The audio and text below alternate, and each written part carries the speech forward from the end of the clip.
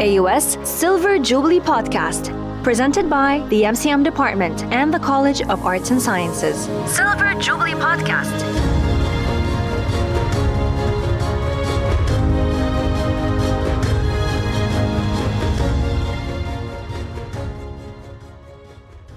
Hello and welcome. Today, I am chatting with Layan Al Sourani, the president of the AUS Student Council. She is majoring in management and is in her final semester at the School of Business Administration. Thank you for joining me today, Layan. Thank you for having me. I'm very excited to be here. Very excited to have you. So, this is your final semester. Would you describe the journey that led you to being elected? Sure. It was a very exciting journey. Definitely also very stressful at some points. If I had to use one word to describe it, it would be very unexpected. It was an unexpected journey. I don't know if you know this, but I ran twice. So after running the first time, I had the strategy of running the first time, even though I knew I would lose, just to build up the publicity to be able to run again, knowing that, the second time around, I'd know a lot more people.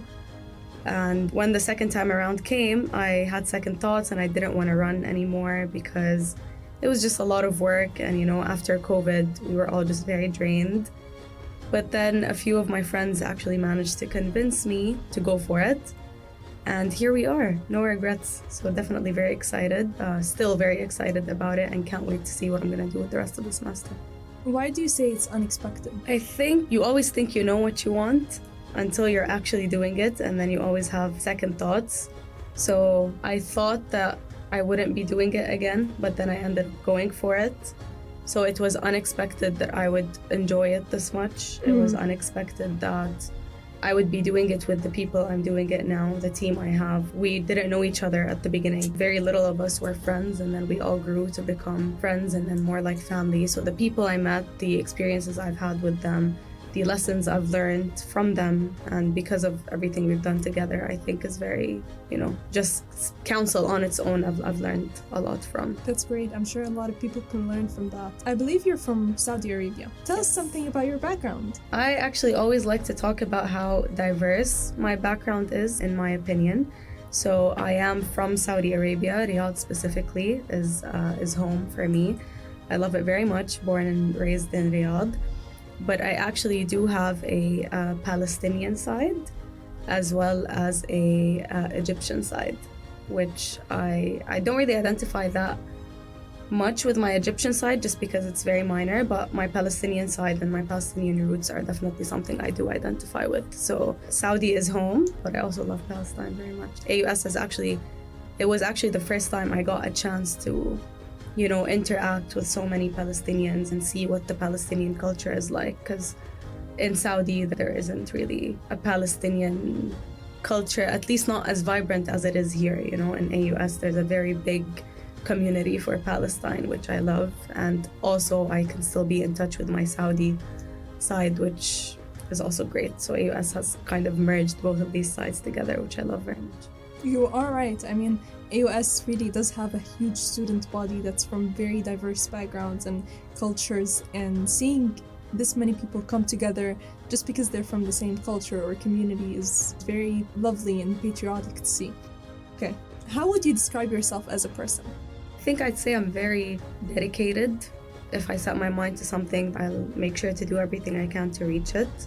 I'd also say I'm very loyal to my friends, to my family, the people I love. I think loyalty is very important.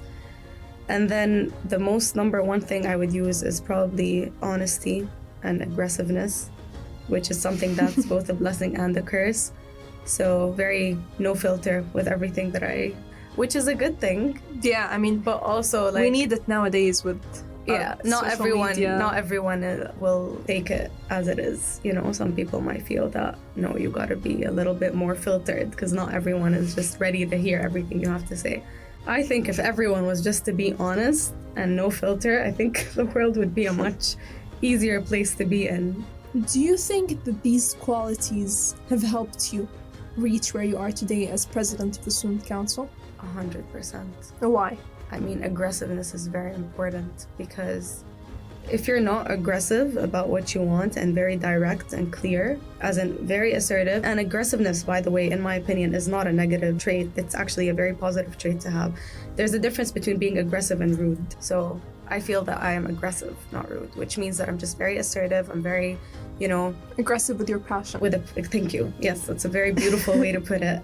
Being focused and committed definitely is very important. Also, going back to the question you just asked, I think I'm a very calm person. So that definitely plays a huge role in going for a position like presidency. You have to be very calm, very focused, very objective, and very committed and aggressive and honest about what you're going after. Would you say that you're the person that always grounds people around you? A lot of people do come to me for advice. So I don't know if that's an indirect way to answer your question. I think this can be answered by the people I'm surrounded with. But I definitely do feel that in most situations when everyone is panicking, I'm usually the one that's holding yourself together. Holding it together. All right. Now, I know you have a great love for AUS, but tell me more about why did you choose to study at AUS? I feel like a lot of people say this, that AUS is not like their number one option, but also nobody regrets coming here, and everyone always believes that it was the best choice for any person that graduates from AUS. In my case, I always had the dream of, studying abroad, going to the US, going, somewhere very, very far away from home to have that college experience until up to like 2 weeks before the first day of university, which is when I decided that for a person that's been born and raised in the same country her whole life, maybe going so far away for the first time might actually take away from the joy of experiencing university. I was looking at AUS and I was like, it has everything I'm looking for. The Arab community, it's still an Arab place, Muslim community, but at the same time, extremely diverse. So many different nationalities, so many different religions, so many different perspectives, different types of characters. So it kind of just combined everything that I was looking for in a place that was closer to home.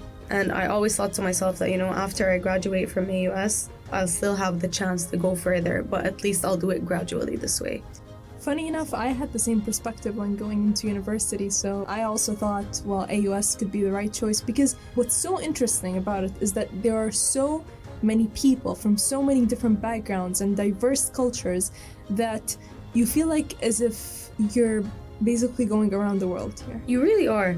Yeah. At the comfort of being home. Yes, in exactly. a way. Like, I genuinely do consider the Emirates like a second home to me. It's very close to the Saudi culture. So it didn't feel that different in that aspect. It still felt very homey and comfortable and safe, which is a very important element. I understand that since freshman year, you've been active in many clubs, correct? Yes. So what did this add to your experience at AUS? It is my experience at AUS. It didn't add to it. I am a very firm believer that academics are the least important element of going to university, in my opinion. I know this could be controversial to a lot of people, but university is very different from high school. It's all about building your character, and to do that, you need to expose yourself to as many experiences and situations and clubs and whatever you can get your hands on, really. So for me, the first thing I did the moment I came to AUS is look for a club that I could join. I was a freshman, so I don't know if you're familiar, but we actually do have a rule here where they don't usually take freshmen for board positions because they don't have the experience, because they're just right now tackling and managing with all the other stresses. But if there's anything you know about me, it's that I don't take no for an answer. I don't like to be told that you can't do this simply because no one else has. Maybe I'll be the first to do it. That's not a reason not to go for something. So I was lucky enough to become the president of the Student Residential Life Association in my freshman year. I went for the interview knowing I was a freshman, and I only told them I was a freshman after I was done with the interview. And thankfully, they liked me and they were willing to give me an opportunity to go for the position. Ever since then, it kind of just set me off. So I started going for different clubs and kind of just setting records. So I went for an engineering club. I'm a business student, so I was the first business student to be part of an engineering club.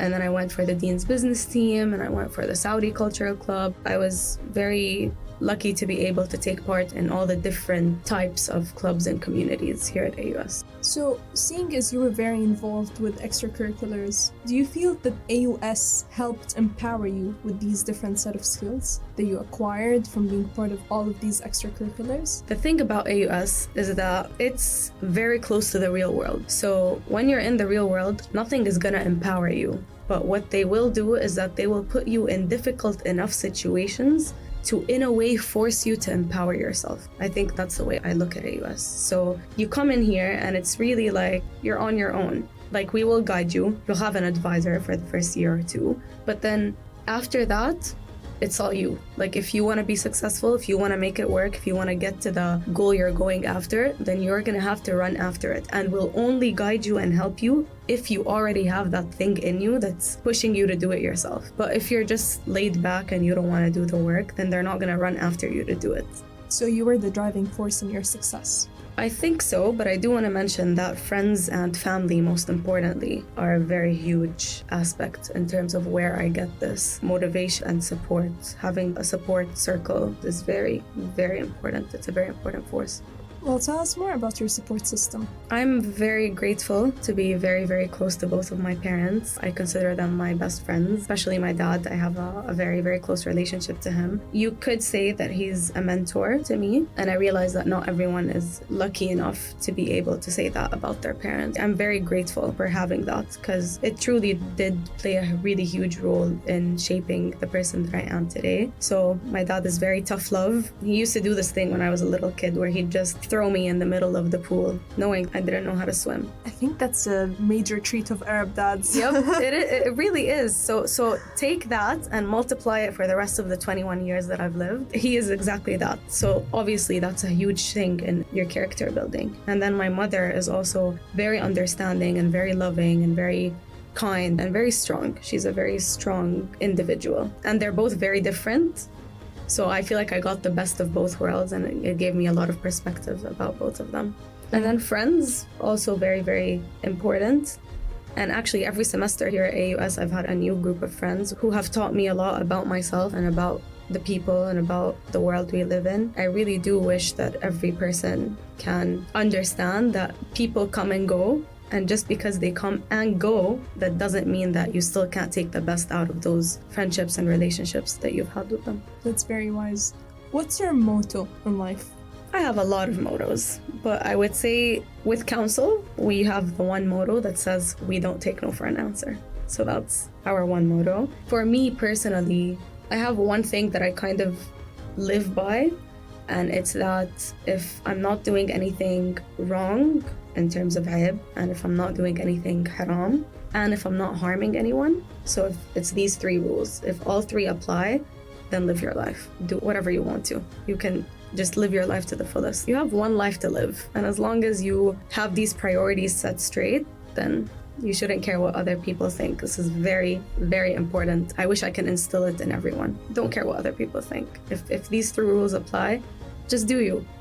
It's very inspiring. So you told me previously that you were part of the Saudi Cultural Club, and I believe you co-founded the Women Empowerment Club as well. I did, yeah. You were a member of many different clubs. Could you tell us how you were able to manage your extracurricular activities with your major in management and minor in finance? There are two factors to this, in my opinion. Number one, you have to love what you do. If you love what you do and you're enjoying it, that makes it so much easier to manage your time and make room for more things. Otherwise, you're just gonna look for an excuse to stop doing it. Second aspect is planning. Like, I still walk around with a physical planner and the calendar. I cannot go a day without it. All my exam dates, and put them down for the entirety of the upcoming 4 months, all my event dates, everything. Planning is extremely important. Setting reminders, alarms, following up with it is very important. But what's more important than setting the plan is actually following through, because it's a domino effect. If I start to ignore a few things or procrastinate a few things, then the rest is automatically gonna get delayed. Fall behind. And then it's not good for anyone, especially when you have a lot of people relying on you.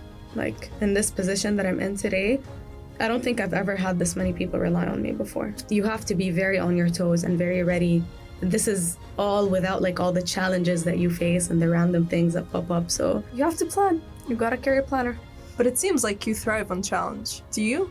I do. I don't know if that's a good or a bad thing, but I definitely do. You know, it goes back to what I said earlier about, you know, aggressiveness and not taking no for an answer and being the first to do things. I mean, give me a challenge and I'll show you how I'll overcome it, you know. Don't tell me that it's just a challenge. If it's a challenge, it's there because somebody can overcome it. That's why it's called a challenge. As you look back on your presidency, what do you regard as your major accomplishments or achievements? I think I'll be able to answer this question better when the semester is over, but for now, working with 16 members is not easy.